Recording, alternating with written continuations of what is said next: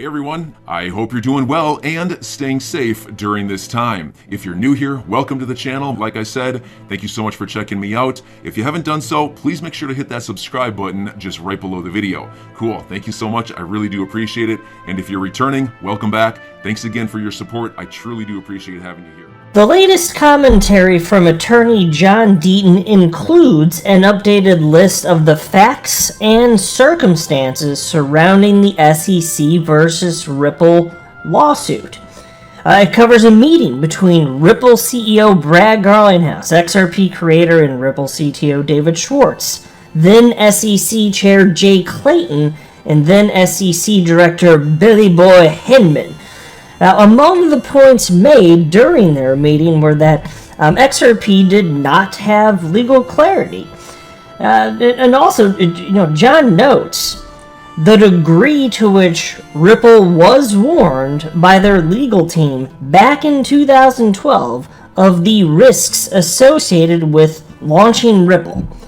Now, given that this was never going to be a zero-risk endeavor, as pretty much nothing is when it comes to business, especially in when you're talking about jumping into an industry utilizing an asset class that it had existed for all of 2.5 years or something like that at that point.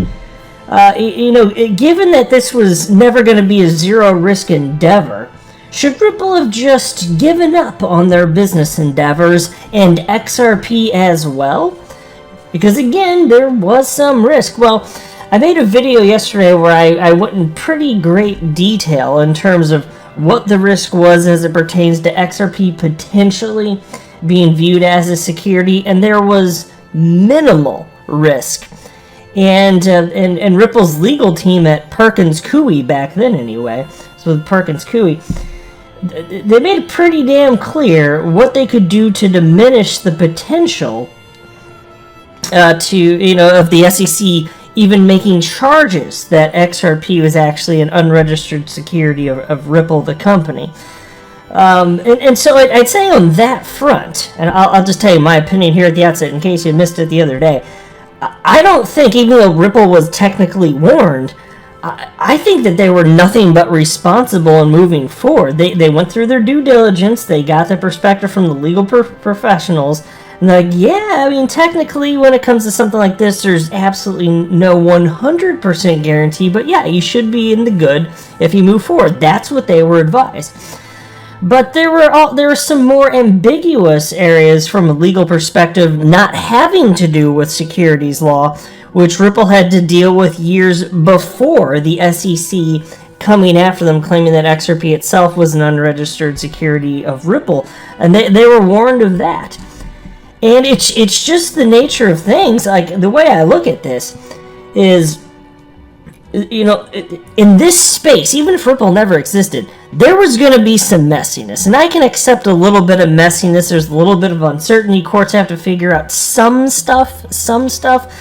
The only point where it becomes a problem, and I think that we'd all agree with this in terms of us being here in the XRP community, is when lawsuits are used as a weapon, and when enforcement is used in preference rather than providing regulatory clarity. Then I've got a problem. I understand there's going to be some messiness. This is beyond just a little bit of messiness and sides trying to figure stuff out. So I'm going to share with you John Deaton's latest perspective on this, and I've got some commentary along the way, but I do want to be clear at the outset, I do not have a legal or financial background of any kind. I am not offering legal or financial advice, and you definitely should not buy or sell anything because of anything that I say or write. I'm just an enthusiast who enjoys making YouTube videos about crypto topics, but just as a hobby and just for fun. And so here we go. Undisputed facts, timeline and timeline editions. This is directly from John Deaton. In 2012, Perkins Coie, which is the same law firm that helped write Hinman's Ether-free pass speech, informed Chris Larson that Ripple credits which we know today as XRP. Back then they were called Ripple credits. It's not a security. That is ultimately that they were advised. Should Ripple go to market the way that they told Perkins Coie they were looking at doing it as of October of 2012, and they pretty well did that. And so the advice, or the ultimate conclusion, was that XRP, not a security. John Deaton continues. The 2012 memo warned Larson there was a risk under the Bank Secrecy Act, or BSA for short. The 2012 legal memo stated that the law firm's analysis has never been tested by FinCEN in practice, and therefore reliance thereon is not without risk. And so FinCEN is the Financial Crimes Enforcement Network. And so again, they stated here, this hasn't been done before, this hasn't been tested, and so this can't be without risk. And so if you're the first to jump into the water, I mean, sorry, if there's some sharks waiting for you, you might be in a little bit of trouble here. And Ripple was among the first. Now nobody went after pretty much anybody in the initial years of the existence of crypto, because was it even worth their time? Is this some little, I don't know, test magic internet money that was probably just gonna go away anyway? Did it even deserve the attention of any sort of government agency?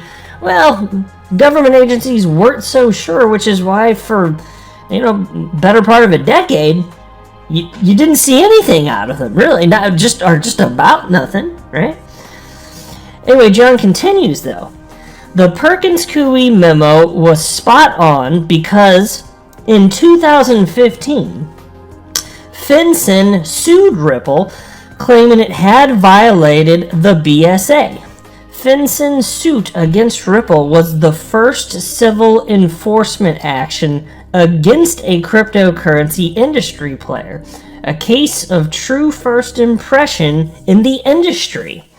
Ripple settled, paying $700,000, and agreed to comply with non-securities regulations. Now, key being there, non-securities regulation. So this isn't the first time that Ripple had a brush up with the government, but I want to be very clear here. The fact that this happened is not an indication that Ripple was flagrantly disregarding the rule of law. To the contrary, they were doing everything they could to abide by existing law. It's just the case that you don't know what some of these people in government positions that can bring legal complaints, you don't know what's going to set them off. And especially if they don't even understand the technology in full, the likelihood just increases that much more. So it's not surprising that some of this stuff was going to happen to early participants at some point anyway. John continues, Ripple was classified as a money services business, or MSB for short, and pursuant to the binding federal agreement, Ripple stated the following. This is a quote. Any sale or transmission of XRP by Ripple Labs or any of its subsidiaries shall be conducted only through an entity registered with FinCEN, end quote. In 2015, pursuant to this binding agreement with the U.S. federal government, XRP was declared to be a convertible virtual currency. By the way, that's a government designation, convertible virtual currency. On June 13th, 2018, SEC enforcement lawyers wrote a legal memorandum analyzing whether XRP was a security under the Howey test. After conducting this in-depth legal analysis of XRP, the SEC enforcement staff did not recommend filing an enforcement action against Ripple. The next day, on June 14th, 2018, Bill Hinman delivered the Ether Free Pass speech that Lowell Ness of Perkins Coie helped write. So think about this. We haven't been privy to this document. We may never see it. But the SEC actually did a full analysis on whether or not at that point XRP was a security. And what do you think their conclusion was? If the answer was yes, you'd think that the SEC would want that to get out into the open. If the answer was yes, they'd want that out. But they're fighting. They've been fighting that getting out. And so what is actually in there? Is it, no, it's not a security? Well, I'm not convinced that's necessarily the case, but that would be bad for them. Is it perhaps that the answer is, we at the SEC don't know? Well, that would be bad for them too, but that seems pretty plausible. That might very well be the case. But they came to this conclusion. Why didn't they take action? Well, it's because even they didn't know. Isn't that pretty reasonable speculation at a minimum? And so how the hell was Ripple supposed to know? And XRP holders at large, people participating in the secondary markets, well, there was no way to know. John Deaton continues. 2 months after the June 13th, 2018 XRP memo and Ether free pass speech and then on August 20th, 2018, Brad Garlinghouse and David Schwartz met with Hinman and Clayton. At this meeting, Brad Garlinghouse loudly spoke out, quote, "Ripple is living in purgatory over the lack of clarity with XRP," end quote. Now, after Garlinghouse spoke out about the lack of clarity regarding XRP, neither Clayton nor Hinman provided any clarity by claiming the SEC considered XRP a security. 2 months after the XRP memo and Ether free pass and face-to-face with Clayton and Hinman, they said nothing. After the FinCEN fine and settlement, and for 5.5 more years, XRP was openly and publicly traded on over 200 exchanges worldwide, including in the United States. Also, the SEC allowed its employees to trade our own crypto assets, including XRP, without any restrictions similar to the ones in place related to owning securities. Now, folks, that has always bothered me, and I don't remember exactly what the SEC's justification was for that off the top of my head. I remember covering it some time ago, but it doesn't make sense. There are restrictions on specific securities, but not XRP? Well, if you didn't know, and your employees didn't know that it was a security, what does that say about this whole case? Why would you allow them to trade XRP if it's so obvious that it was a security? Shouldn't have been on some sort of list? Now, of course, none of this makes sense, which is why, I always like to point to, and this is the most ridiculous thing from my perspective, is the fact that the SEC paid a third party to run a node on the XRP ledger, and you know what? They didn't even ask Ripple's permission. They didn't have the decency to ask Ripple's permission if they could run a node. And you know why? Because it's decentralized and they didn't have to. There is no common enterprise. That's the reason.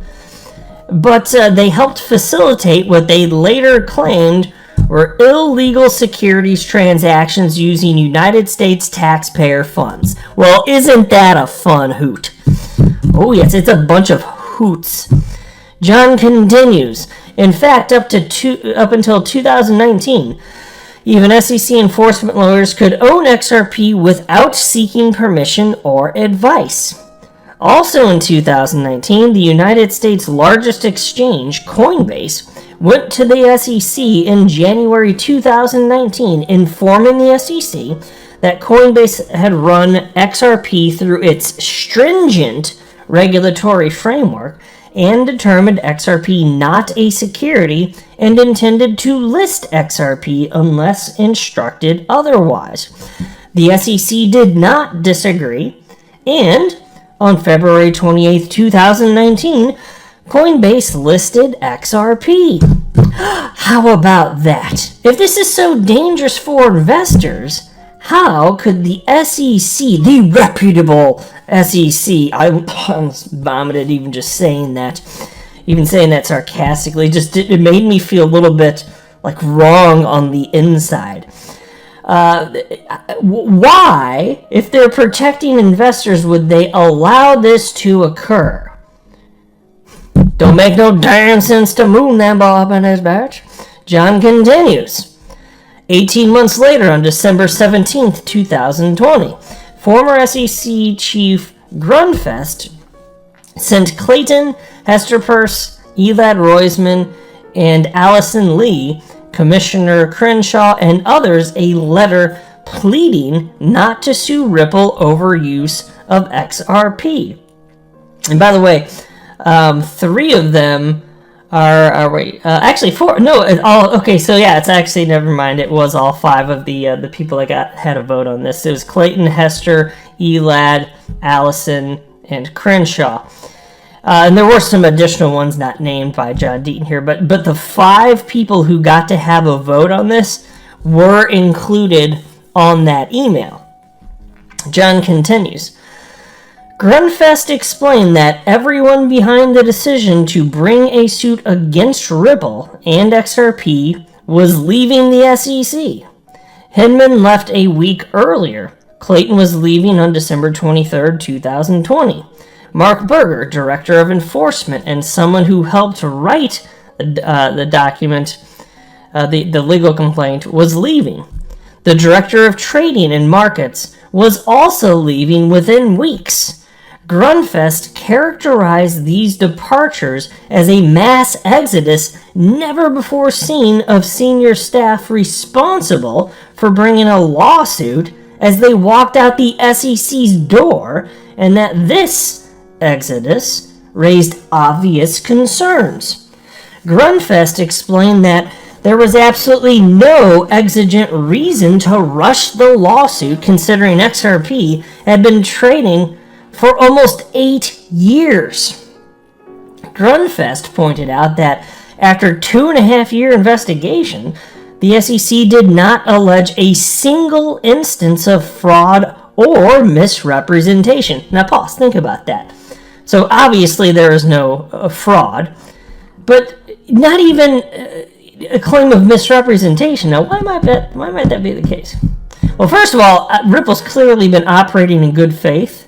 I mean, no company's obviously perfect, but damn, not even a claim of misrepresentation here. So, why? Because they've been diligent and forthright from the beginning with good, earnest intent to just start a damn company. And frankly, at this point, with the business model they ended up implementing with RippleNet and on-demand liquidity, they're positioned to help some of the poorest people on the entire planet. It's nothing but good. Ripple and the way that they want to utilize XRP, it's a force for good. This is undeniably true. And they've been so transparent about this from the very beginning. All they wanted to do was be transparent and properly represent and legally do what the business model indicated their goals were from the beginning. And they did. So given that's the case, it's just that more offensive that on the way out the door, these people are like, yeah, they're just dropping a chaos bomb. And then just everybody else has to deal with it and pick up the pieces. John continues.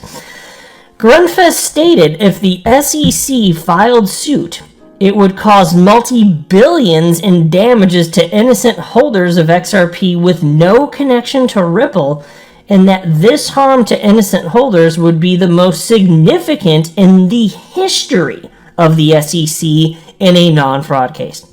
Folks, the most significant in history. And that's correct. What was the total devastation? Something like $15 billion in market cap loss in a matter of like a day or 2 or 3, whatever the hell it ended up being. It was somewhere around there, and somewhere roughly along that timeline. Pretty brutal. In a non-fraud case, mind you. John continues. Grunfest stated the SEC should not bring an action against XRP and leave Ethereum untouched because the SEC could not make a material distinction between Ethereum and XRP. Grunfest was the perfect person to acknowledge the similarity between XRP and Ethereum because he had acted as an advisor to the Ethereum founders. He served as a liaison between Ethereum and the SEC before and after the Ether ICO. Grunfest himself stated that if the SEC brought an enforcement action under these circumstances, it would raise serious concerns about the Commission's exercise of discretion. Grunfest questioned whether there was improper motive behind the suit.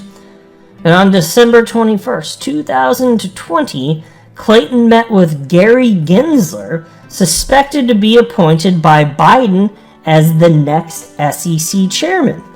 The next day, on December 22nd, 2020, despite the warnings and concerns of Grunfest, via reporting by Charles Gasparino and Eleanor Terrett, also both of them with Fox Business Network, Clayton voted against his fellow Republicans, which would be Hester Peirce and Elad Roizman, and with Democrats, Democrats being Allison Lee and Crenshaw, in a 3-2 vote to file the case.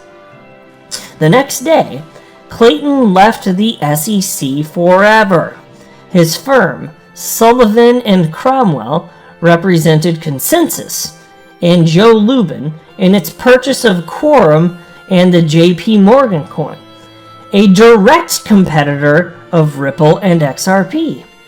Clayton also went to One River after its $1 billion bet on Bitcoin and Ethereum, after collecting $15 million in retirement, in quotes, retirement, benefits while at the SEC from Simpson Thacher, a member of the Enterprise Ethereum Alliance. Hinman unretired and went back to Simpson Thacher. Oh, isn't that convenient? Hinman brought with him enforcement director Mark Berger, who also became a partner at Simpson Thacher. Oh, I almost forgot. Hinman also became a partner at A16Z, which that's Andreessen Horowitz here, right? I believe that's accurate here. And with the same people that helped write the Ether Free Pass speech. But he must have forgotten those Ethereum folks because he met with them 6 to 8 times between December 2017 and June 2018, but stated repeatedly that when he looks at Ethereum, he doesn't see a third-party promoter pushing for the adoption of Ethereum. Now pause and just think about that. He doesn't see a third-party promoter pushing the adoption of Ethereum, so he doesn't see a common enterprise is what he's saying. He met with them. He met with the third-party promoter. He met with the common enterprise. I don't see one now. I'm just a simple little Billy engineer at the hood. Thank you. I don't believe that for one freaking second. John Deaton continues. Now read the fact timeline. As well, and I challenge anyone to try and defend the SEC's conduct because you can't. Some of you may still believe Ripple violated securities laws, but no rational person can argue XRP itself is a security per se, or that the SEC has acted in good faith. And as for the Billy Hinman speech, the SEC's recent 180 calling it market guidance may have saved him from a Title V violation. And I've talked about that before too. I don't want to go terribly in depth in this video. But basically, it's illegal for a position like somebody in the position of Bill Hinman, one of the top officials at the SEC. It's illegal for him to use his position of public office for private gain. And he did just that. It looks like it, doesn't it? So look, I don't have a legal background, so I'm not going to go quite as far as saying that he broke the law, because I don't know that for sure. But I am saying that on the surface, it raises tremendous questions worth investigating here. And it looks like perhaps it's the case he might have indeed broken the law. And again, I'm being careful with my words only because I don't have a legal background. If I had to guess, I'd say yes. Don't know it definitively, but if I had to guess, that would be my for fun guess. Doesn't look good. But look at all the money made and then the timing of all this. I mean, gosh, damn, it's a lot of coincidences if that's not the case, don't you think? So that's the update. It's just like ridiculous on the face of it all. It's just all these things. Every time I go through these facts, and I'm reminded of all the stuff which John Deaton, by the way, did a bang up job here. Collecting all these thoughts and updating everything and continuing to inform the XRP community of what's going on along with his own legal perspective. Every time I see this, it just really grinds my gears, folks. I forget about sometimes, because I don't remember, like, if you asked me, like, if you caught me on the street and were like, okay, Moon Lambo, go ahead and list everything that's ridiculous about the case. It's like, if you're on the spot, could you name the 11 billion things that are ridiculous? Because that's about how many things are wrong with this damn case. I don't know how many I could name off the top of my head, but it's like as you go through, because you don't think about all of them every single day. But then when you see them in a list like this, it's like, oh yeah, it really is that bad. Holy freaking hell. Can you believe this is real life? It's offensive. That's why I keep saying, like, the evidence is so stacked against the SEC, I don't see how in a fair and a just world the SEC gets away with what they're attempting to do. I don't see how XRP doesn't come out better on the other side of this thing. But sometimes bad law does occur. You know, bad outcomes, unfair outcomes. So I'm optimistic, though. I don't think that happens in the United States legal system most of the time. I'm just saying it still is technically a possibility. So I'm optimistic, but we still got to wait, because this certainly represents an increased risk for XRP holders, certainly in the United States, that... I'm your guy. I will keep you posted. I'm your advocate. I'll be back on a daily basis, usually multiple times per day, with these videos to keep you updated with everything going on. So I hope you enjoyed the video. If you haven't done so, make sure to hit that subscribe button. Feel free to share any of my videos with your friends, family, social media, or anybody who may care to listen. Thanks so much for your continued support. I'm always here for you. I want to help you through this time. So thank you so much for continuing to choose me. Enjoy your day, stay safe, and I'll catch you again probably in a couple hours. Thanks, everybody. See you later.